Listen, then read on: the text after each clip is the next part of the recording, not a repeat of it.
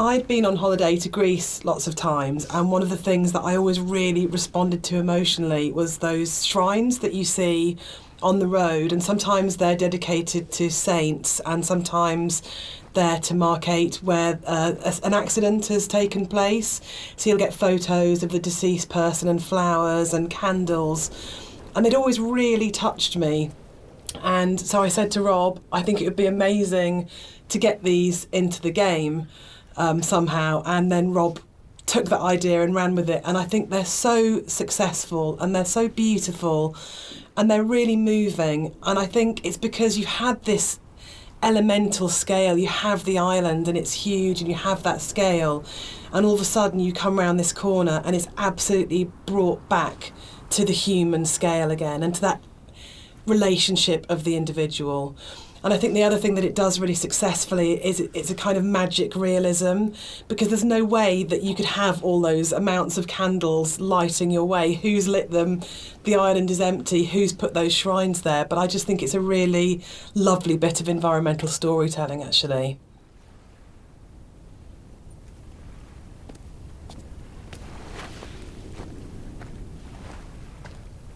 One of the really nice things about the move from mod to the commercial version is that we had a couple of years worth of the community talking about the game before we went back into it again.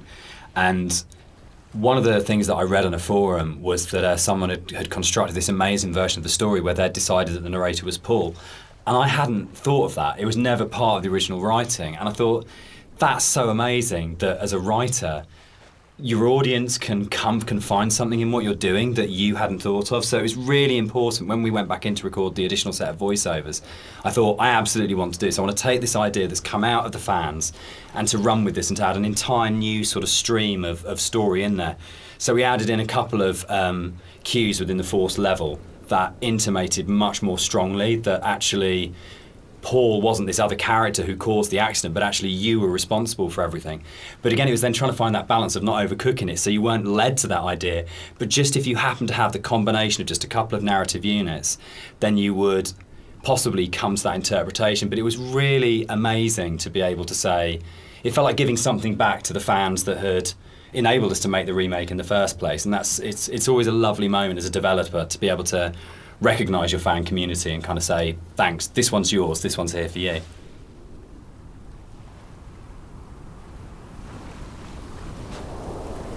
What's fascinating to me, Dan, is that you're an atheist, but each of the 3 games that we've made are so strongly about religion, either the language or taking allegories and stories. Why are you so drawn to it? I think I'm really interested in people and the stories that make up people. And I think there is like in the Bible, like most kind of religious texts, it's not about what it is, it's about what is behind what it is, and that's what you're really getting to, is the idea of the sort of the parable or the metaphor. And it really felt like, particularly with Paul on the road to Damascus, is a story that many people know and we can understand, and it's about redemption and consequence and guilt and transformation and who you really are and what that means. And it felt like just a really strong, powerful way of making it very accessible, the narrator's kind of inner turmoil, in a kind of a story that we know really well. And there's a universality to those kind of questions that, whether it's, Christianity, whether it's Islam, whether it's kind of Buddhism, that they're asking very broadly similar questions. What does it mean to be human? What does it mean to be a good person? How should we behave to each other? How should we feel about the world we're in? And it's a really powerful way of speaking to a lot of people. And I think that's always been really important as well, is that it's about saying, no matter who you are or what your kind of like outlook on life is, whether that's faith-based or secular, that we are all effectively asking the same questions. And that's why I think all our games kind of tend to be around those questions.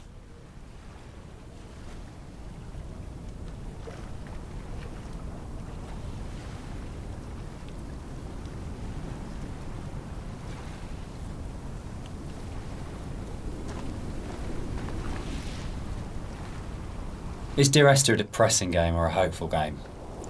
For me, it's kind of like a mix of both, really. I think, like my interpretation is kind of like always feel like kind of depressed when I think about the kind of turmoil that this guy's been going through for God knows how long, and the kind of environment he's been in, and all these events surrounding his story. But for me, I always feel like a little bit hopeful at the end. The conclusion just feels like a relief, and like this is kind of all ended in some way. What do you think, Jess? I think it's a game about acceptance, and I really like that. And I think it's telling that a lot of people with mental health issues have responded really positively to the game, and we get a lot of emails and letters from those people saying that it's helped them through a really difficult time. And for me, that's because it's about the struggle of being human, that it's hard and that we love and that we grieve and we lose, but we come through it. And those things are what makes us human, that it's transformative and that the pain is part of life. And that's a really beautiful message. And I think that's what you do so well, Dan. That's what you write about. You write about what it is to be human. So, Dan, you wrote it. Without wanting to cop out, one of the things about writing it that I really wanted to do was to make something that people could take and could own, and it would be their take on it. And their interpretation of it mattered in a way that mine didn't. My job was to give them the architecture to interpret in their way. So I think that is a cop-out. I do. I think as a writer you always have. Yeah, I think it's redemptive. But I don't think the redemption is as cut and dried as it's all okay at the end. It's not okay at the end. But there is a release, there's an escape, that bad times will happen, but they will end. And they won't always end positively, but they will end. And that's I think, the redemption of it, of saying that this things are never easy. This too shall pass. This too shall pass, which my mum always says, and I think that's probably the motto of the Chinese room, yeah, actually, absolutely. isn't it? Like, I don't think it's as kind of openly positive as, say, Rapture had a much more strongly positive end. I don't think Esther has. I think it's much greyer than that. But I think fundamentally it's about coming to terms.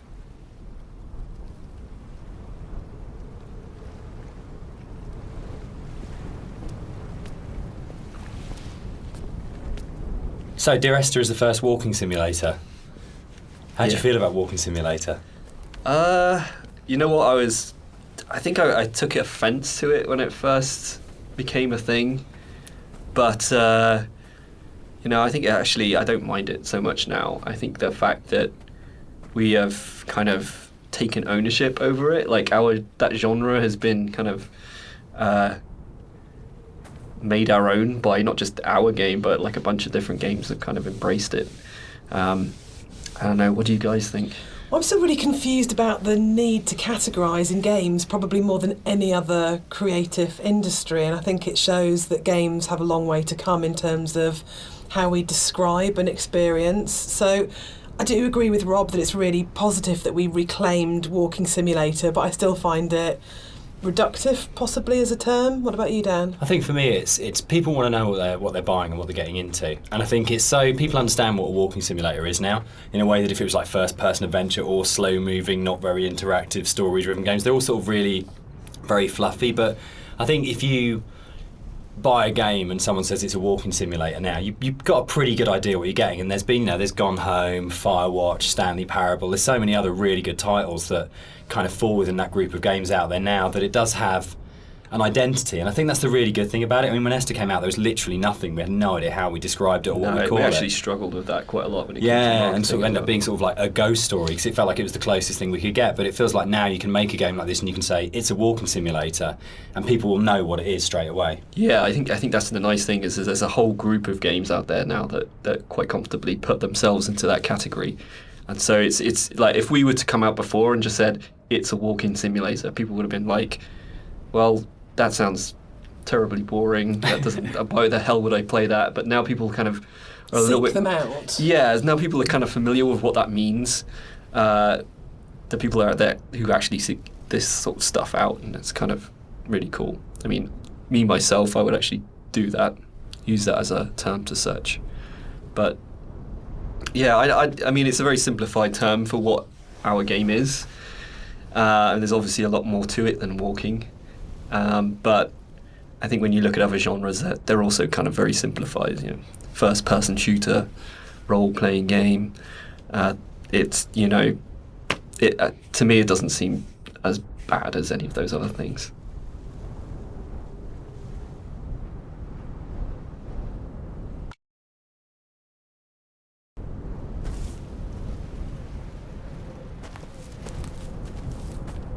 There's a bit of an illusion of simplicity with games like Dear Esther that people kind of assume, because there's not a lot of mechanics and there's not much going on in that sense, that they're easy to make. And I think actually it's kind of the opposite in a way, that because they're so simple, everything is exposed and everything has to be exceptionally good for it to work, because you're carrying a player's experience on a fairly sparse, minimal kind of framework, and that really means that every aspect of it has to be produced at a really high quality and has to be done with a lot of passion and a lot of thought. There's nowhere to hide in a game like Esther, and that's something which I think carries through to the best games of this type. You can see with all of them there's a real commitment to kind of depth and a really intelligent way of approaching design, and a real kind of trust in the player and a real assumption that players are smart, imaginative people who want experiences. It's not a game that it's easy to just knock off or to do with any kind of lazy attitude. You have to be really, really passionate and care a great deal and put an awful lot of thought into it if it's going to work.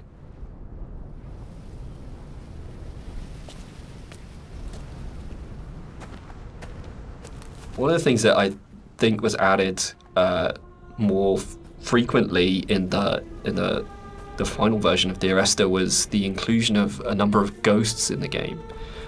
These are not like ghosts that you'd see in a normal horror game. They're just very loose silhouettes that you'll see around the island, usually like quite a distance off, or just kind of somewhere that you'd barely see it out the corner of your eye. I think this is a good example of where it's kind of really in your face.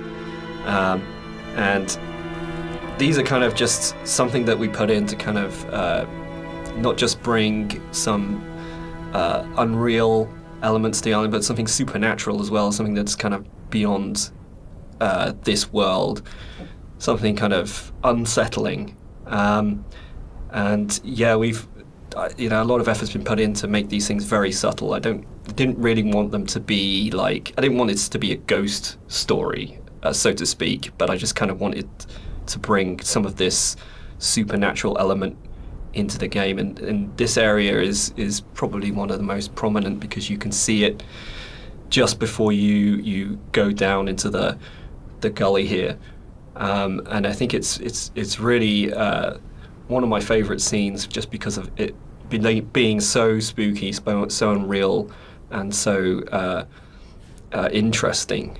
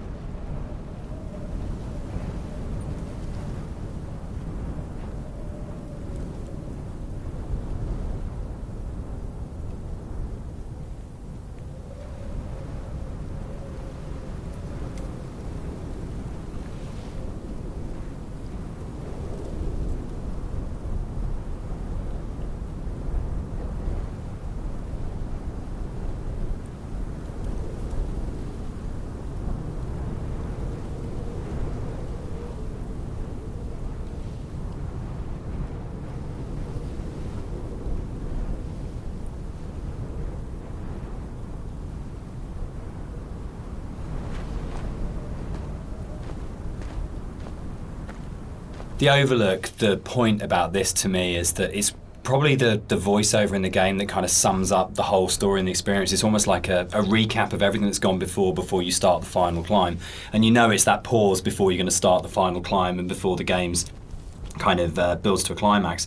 But you can also see the whole level, and it's like the idea that you are standing looking down on your own journey, a bit like the idea of your life flashing before your eyes, or sort of like seeing your body but having an out-of-body experience at the moment of death. And it was really designed to try and get that feeling as the player, that you stop and you take stock of everything, and there's a bit of a sense of there's no going back. You take a breath and now it finishes. And I really wanted to kind of achieve that sort of sense, and I think we did. I think it really came together here, that you got that sense of going, right, now this ends, and now I move forwards to it.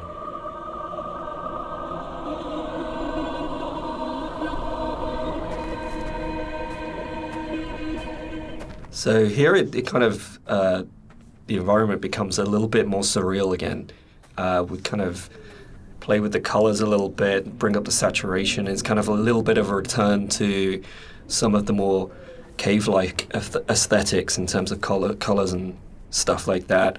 And it's kind of there to kind of signpost another significant moment in the game, or something that's leading up to the significant moment. It goes back to this kind of idea of having these emotional signposts in the visuals of the game, without it being overly obvious. And some of that emotional stuff comes through just through the colors of the environment, and the more saturated they are, the more kind of surreal things become. So this is kind of like a turning point in the game. It's kind of like the final notice of you reaching the end.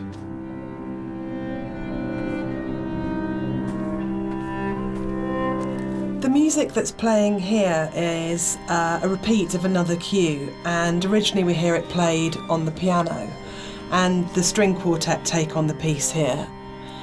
And it's one of those really nice instances where we were in the studio and I had this idea of how it was going to sound, and I thought it was going to be quite full and rich and full-bodied. And then one of the string players said to me, "This is wrong actually for what we're playing." And they said, let's strip out all the vibrato, let's play it in a really Scottish, plain style. And it absolutely transformed that piece, and it's one of the really special things about being a composer, is that you get to collaborate with people who come fresh to it. So you have this preconceived idea of how it should be, and then they say, no, why don't we turn it around and think about it like this? And it absolutely fits and works for that scene, because what we're getting at this point is a sense of fragility, of an ending, and it's almost reminiscent of a funeral procession. It's slow and it's dirge-like. But yeah, it was just a lovely moment where they gave something of themselves, and that's what's amazing about working with live instrumentalists. You're never going to get that from a sample.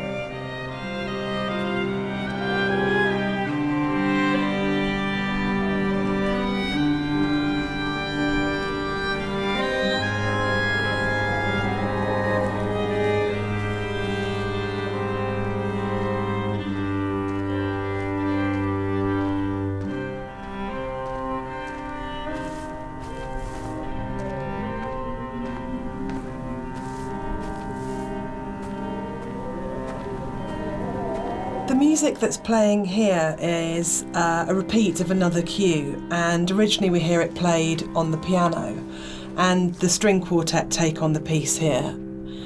And it's one of those really nice instances where we were in the studio and I had this idea of how it was going to sound, and I thought it was going to be quite full and rich and full-bodied. And then one of the string players said to me, "This is wrong actually for what we're playing." And they said, let's strip out all the vibrato. So here it kind of, the environment becomes a little bit more surreal again. We kind of play with the colors a little bit, bring up the saturation. It's kind of a little bit of a return to some of the more cave-like aesthetics in terms of colors and stuff like that. And it's kind of there to kind of signpost another significant moment in the game, or something that's leading up to the significant moment. It goes back to this kind of idea of having these emotional signposts in the visuals of the game, without it being overly obvious. And some of that emotional stuff comes through just through the colors of the environment, and the more saturated they are, the more kind of surreal things become.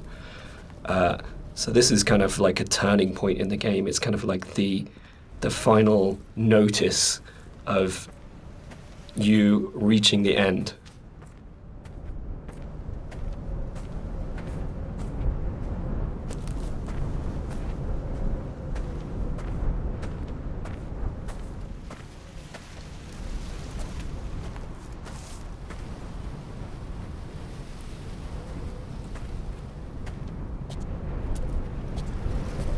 One of the things that I think was added more frequently in the final version of Dear Esther was the inclusion of a number of ghosts in the game.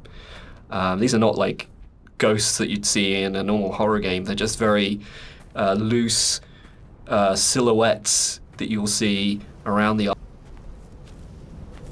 There's a bit of an illusion of simplicity with games like Dear Esther that people kind of assume because there's not a lot of mechanics and there's not much going on in that sense that they're easy to make. And I think actually it's kind of the opposite in a way, that because they're so simple, everything is exposed and everything has to be exceptionally good for it to work, because you're carrying a player's experience on a fairly sparse, minimal kind of framework, and that really means that every aspect of it has to be produced at a really high quality and has to be done with a lot of passion and a lot of thought. There's nowhere to hide in a game like Esther. The last level ended up being quite a lot bigger than the original mod, and it's also the one where actually the movement around it is in a way the most artificial. There's the big zigzagging cliff path that basically it's like a series of straight lines from point to point. There isn't a lot of movement, and one of the things that was really difficult to do with that was to not make it feel too much like a corridor and to give it that sort of sense of space and that you were actually exploring somewhere quite natural. I think, Rob, there was stuff which you put in there, like little new beat moments, like the ruins at the edge of the cliff, that just helped the player feel like they were on a journey rather than being pushed through a pipe.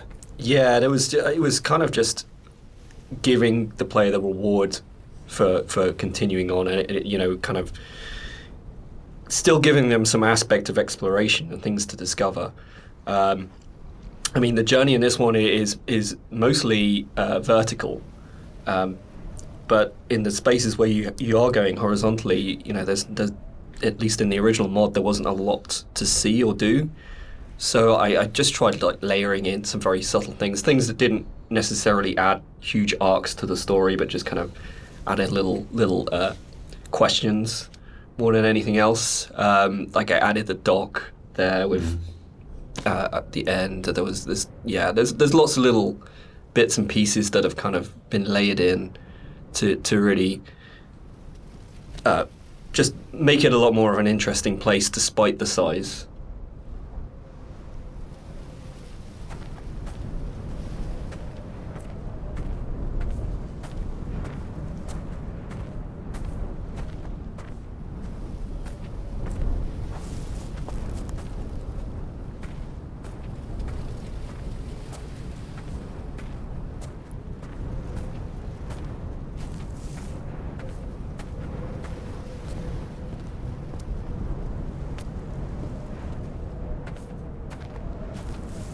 One of the things that I think was added more frequently in the final version of Dear Esther was the inclusion of a number of ghosts in the game. These are not like ghosts that you'd see in a normal horror game. They're just very loose silhouettes that you'll see around the island, usually like quite a distance off, or just kind of somewhere that you'd barely see it out the corner of your eye.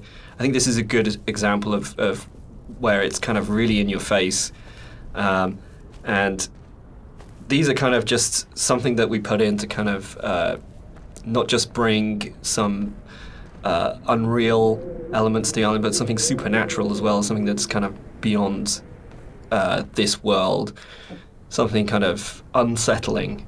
And yeah, we've a lot of effort's been put in to make these things very subtle. I didn't really want them to be like, I didn't want it to be a ghost story, so to speak, but I just kind of wanted to bring some of this. So here it kind of, the environment becomes a little bit more surreal again. We kind of play with the colors a little bit, bring up the saturation. It's kind of a little bit of a return to some of the more cave-like aesthetics in terms of colors and stuff like that. And it's kind of there to kind of signpost another significant moment in the game, or something that's leading up to the significant moment. It goes back to this kind of idea of having these emotional signposts in the visuals of the game, without it being overly obvious, and some of that The music that's playing here is a repeat of another cue, and originally we hear it played on the piano, and the string quartet take on the piece here. And it's one of those really nice instances where we were in the studio and I had this idea of how it was going to sound, and I thought it was going to be quite full and rich and, yeah, full-bodied. And then one of the string players said to me, "This is wrong, actually, for what we're playing." And they said, let's strip out all the vibrato, let's play it in a really Scottish, plain style. And it absolutely transformed that piece, and it's one of the really special things about being a composer, is that you get to collaborate with people who come fresh to it. So you have this preconceived idea of how it should be, and then they say, no, why don't we turn it around and think about it like this? And it absolutely fits and works for that scene, because what we're getting at this point is a sense of fragility, of an ending, and it's almost reminiscent of a funeral procession. It's slow and it's dirge-like. But yeah, it was just a lovely moment where they gave something of themselves, and that's what's amazing about working with live instrumentalists. You're never going to get that from a sample.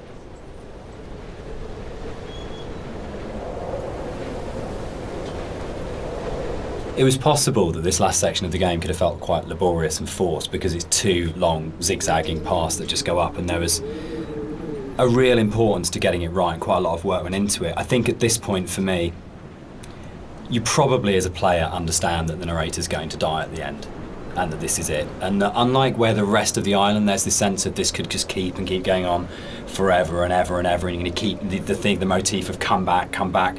But I think when you set on this path, we really wanted to have that sense of this is it, this is the last time you're going to walk these paths, this will end now. And that sort of idea of going, you're kind of climbing towards your death, but you're also moving towards a point where that glimpse in the caves where you see the motorway and you go, I understand what this is about. For me, the whole path up the side of the mountain is about saying, it's okay. It's that kind of starting to kind of release it and go, it's kind of okay that Esther died. It's kind of okay that the accident happened. I know that I'm going to die. I know that this is going to end. And I know that there's nowhere for me to go apart from follow this path, but that's all right. And it was very sort of hard to kind of try and find that subtle mix between the dread of it and the acceptance. It's where the positive and the negative and the kind of the loss and the redemption really start colliding for me. At least certainly that was what we were trying to achieve with it.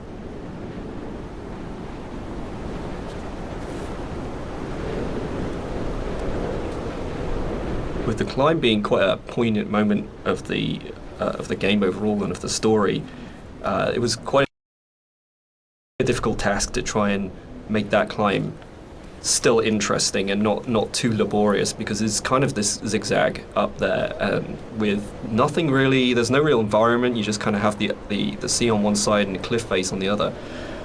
So there was quite a lot of work that went into kind of building up this feeling of tension as you're rising and kind of making this moment as poignant as possible while still making it interesting. So a lot of effort was put into building up this weather, building up the winds and the swaying of the grass and kind of the volume of the soundscapes and everything mixing together with the music and just kind of visually really trying to make this a tense moment. And I think it's hopefully been pulled off all right. And you'll notice when you get to the top, this kind of tension dies, and that's very purposeful. You'll see no more wind. It's just kind of like a symbolic thing where you're coming to the last moment, the point of no return. And that's been very deliberately designed that way.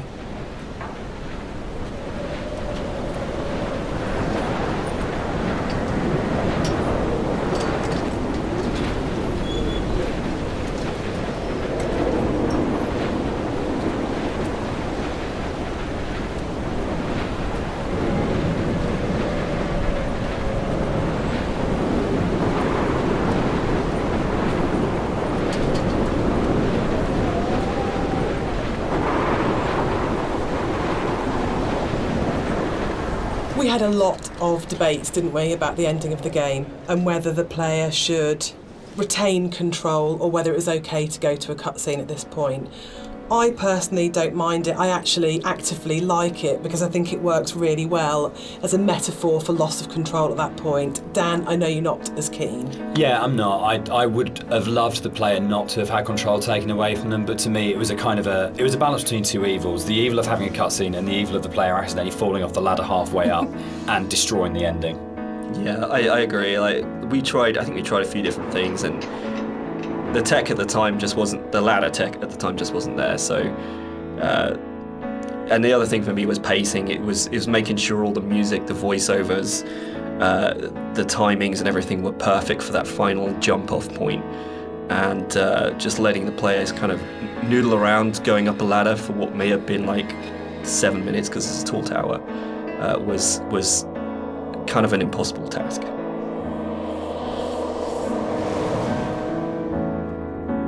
One of the things that I enjoyed the most on working on Dear Esther was Rob's beautiful visuals were so inspiring, but Dan's words are always so amazing to write to. I think that's where we start as a partnership. And the music at the end was so easy to write because that last voiceover, it's the pinnacle of the writing to me, as it should be, because it's the last VO, so you would have failed if it wasn't good, but it is just so beautiful and moving. And for me, talking about whether it's a hopeful ending, the music is really hopeful at this point, and it signifies to me transformation, freedom, escape, acceptance. Yeah, and it was just a beautiful cue to write, actually. I don't know, I can't remember quite where it came from in the mod, but the moment when we went, or we could put the bird in there, and you could see the bird's shadow, and actually it turned from being kind of like a straightforward literal suicide into a metaphorical, or to my mind, kind of like, I always really believed the narrator did turn into a bird just before they hit the ground, and that was really important. I think it's probably the strongest ending in any of our games so far. But yeah, I'm very proud of the way everything came together in that last section. Yeah, I think it's the bird thing is particularly interesting because I think it was in the original mod, but the timings and everything were just all off, and you never really saw the seagull.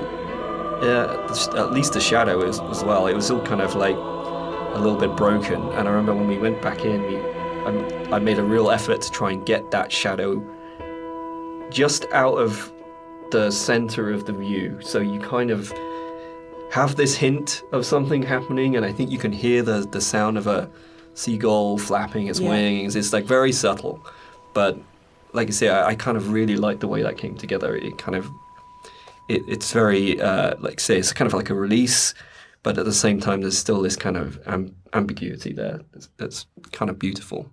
And I'm really proud that I got the monitor in at the end for an ending of, it goes into the hospital monitor signifying the flat line, and I think it's one of those moments where you never want to be so clever that people notice it and it takes them out of the moment, but it just flows in through the music, and it just feels like everything comes together at that last point. That last VO, Rob's amazing visuals and the music, and it feels like a really, really strong and beautiful ending. And then in the last second, Nigel Carrington's delivery of just those two words have come back, where he just pitch perfect. Yeah.